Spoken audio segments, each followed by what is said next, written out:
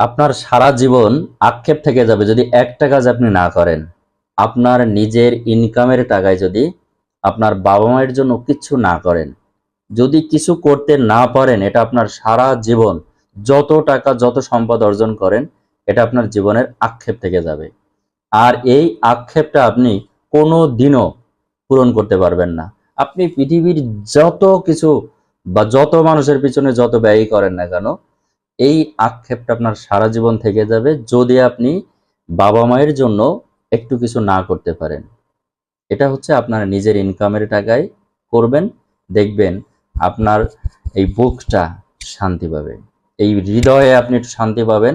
আপনার যে সার্থকতা সেটা বলতে পারেন এই কাজটা। তাছাড়া আপনি আপনার জীবনে সব কাজ করতে পারবেন, সব কাজ। আপনি হারানো স্বাস্থ্য ফিরে পেতে পারেন, আপনি পুরনো ব্যর্থতা সবকিছু সফলতা করতে পারবেন। কিন্তু ভাই, যদি আপনার পিতামাতা মারা যায়, মারা যাওয়ার পরে এটা আপনি আর করতে পারবেন না। অনেকে বলে বাবা মা মারা গিয়েছে, এখন এতিমখানায় দাও, আপনার বিভিন্ন অসহায়কে দাও, আপনার ওটা কাভার হয়ে যাবে। No, impossible. আপনার বাপ যেটা ভোগ করতে পারেনি, আপনার পৃথিবীর অন্য কোনো ব্যক্তির খাওয়ায় আপনি ওইটা করতে পারবেন না।